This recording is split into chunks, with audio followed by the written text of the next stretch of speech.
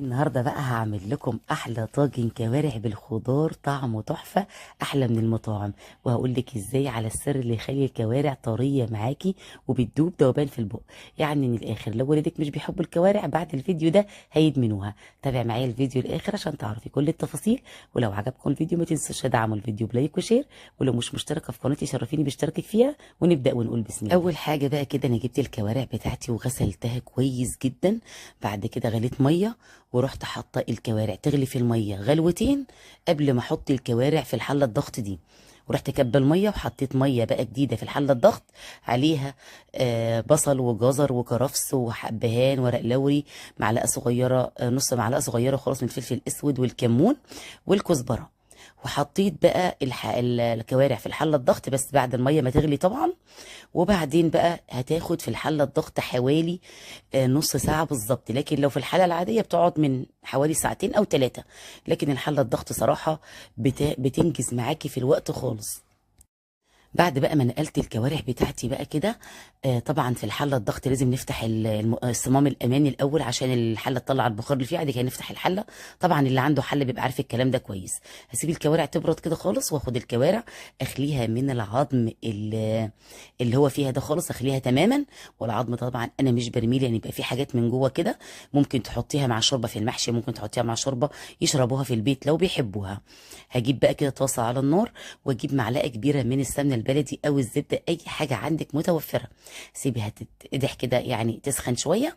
وبعدين اجيب الكوارع بقى بتاعتي انزل بيها. لازم تعمل الكوارع طشه كده معاكي حلوه عشان تتشوح معانا تشويحه خفيفه. كان عندي قطعتين من اللحمه العاديه ومسوياهم حاططها مع الكوارع. لو مش عندك عادي جدا خالص ممكن تعملي الكوارع لوحدها. هخليها تعمل كده تشويحه كده اشوحها شويه وانقلها بقى في الطبق. واجيب بقى بصلتين كده متقطعين جوليان وعليهم نص معلقه صغيره من الثوم المفروم. هاخد تشويحه بسيطه جدا جدا للبصل، مش هخلي البصل برضو يتحمر خالص. وبعدين احط عليهم بقى قرنين من الفلفل الحامي او البارد، جزرتين، واقلبهم برضو كده تقليبه خفيفه جدا. واجيب بقى معايا كوسه اي بقى خضار عندي. انا كان عندي كوسه، كان عندي بطاطس. لو مش عندك كوسه ممكن تعمليه طاجن كوارع بالبطاطس بس، بلاش بقى جزر ولا اي حاجه خالص. تقدري تعملي في الطاجن ده اللي انت عايزاه كله. الغي بقى الكوسه، تلغي الجزر اللي يعجبك تماما. حطيت هنا برضو بطاطس حوالي 3 حبات من البطاطس، حوالي نص كيلو بطاطس. واقلب بقى الخضار كله كده مع ياخد تشويحه كده مع البصل بسيطه، والبصل بلونه كل حاجه بلونها عشان الطاجن ما يغيرش معايا. وبعدين احط بقى اخر حاجه خالص الكوارع. هضيف عليهم معلقه صغيره من الفلفل الاسود، معلقه صغيره من الكمون، معلقه صغيره من الكزبره، ومعلقه صغيره من السبع بهارات وخالص. واظبط بقى الملح بتاعي وهقلب بقى كده الخضار.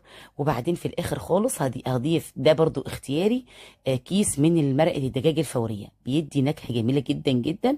جربوه. وبعد كده بقى هقلب الخضار كده معايا تقلبتين صغيرين خالص. وبعدين بقى ارفعه من على النار.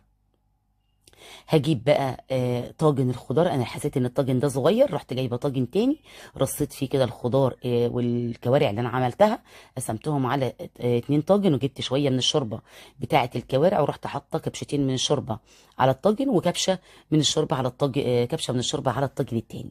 هجيب بقى ورق زبده الاول احطه عشان ورق الالومنيوم بيقولوا ان هو بيبقى يعني مضر بالصحه، فانا يعني احتياطي حطيت ورق زبده.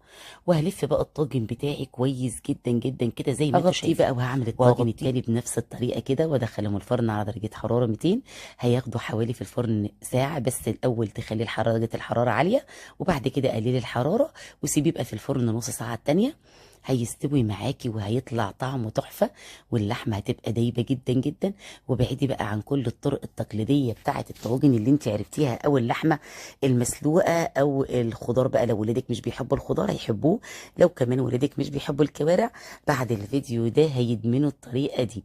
طريقه جديده جدا وجميله، وكمان كل حاجه بقى مستويه واللحمه دايبه ومستويه. كمان ممكن تعملي الطاجن ده باللحمه كمان غير الكوارع. شايفين بقى الكوارع عامله ازاي بتتفصل لوحدها، وانا جربت لكم اللحمه مع الكوارع عشان تعرفوا ان اللحمه ينفع تتعمل برضو مع طاجن الخضار، وهيطلع الطعم بجد خطير، ولا احسن مطعم بيعملها بالطريقه دي. جربوها وقولي لي رايكم في التعليقات، واشوفكم على خير قريب ان شاء الله في فيديو جديد، وكل سنه وانتم طيبين.